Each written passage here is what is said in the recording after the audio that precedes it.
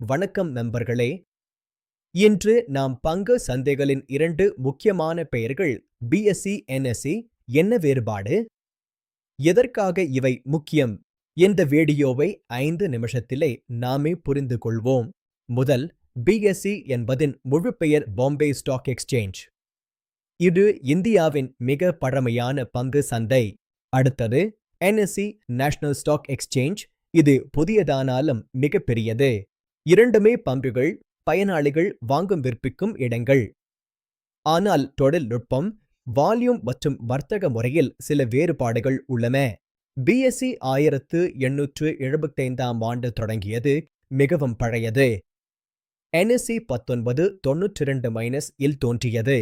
NSE முழுமையாக ஒரு digital, கணினி அடிப்படையிலான சந்தையாக ஆரம்பிக்கப்பட்டது.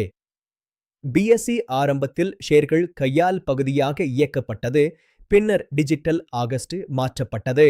இந்தியாவில் அதிகபட்ச பங்குகளும் வர்த்தகமும் இல் நடக்கிறது. அதனால் இன் வால்யூம் வைவிட பெரியது. இக்குறியீடு சென்செக்ஸ் 30 ஸ்டாக்ஸ். இன் குறியீடு நிஃப்டி 50 ஸ்டாக்ஸ். இது இரண்டு சந்தைகளும் சந்தையின் மொத்த நிலையை காட்ட உதவும். NSE நடைமுறையில் அதிக ஆட்டோமேஷன் மற்றும் நேரடி மின்னணு வர்த்தகம் உள்ளது. இதே பயன்படுத்துகிறது, ஆனால் ஆரம்பத்தில் சில வேறுபாடு இருந்தது. உங்களுக்கான பங்குகளை வாங்க விற்க இந்த சந்தைகள் மூலம் மட்டுமே இயலும். சென்செக்ஸ் நிஃப்டி மூலம் சந்தையின் நிலையை ஒரே நொடியிலேயே புரிந்து கொள்ள முடியும். இன்றைய வீடியோ பிடிச்சா லைக் பண்ணுங்க, சப்ஸ்கிரைப் பண்ணுங்கள், ஷேர் பண்ணுங்க.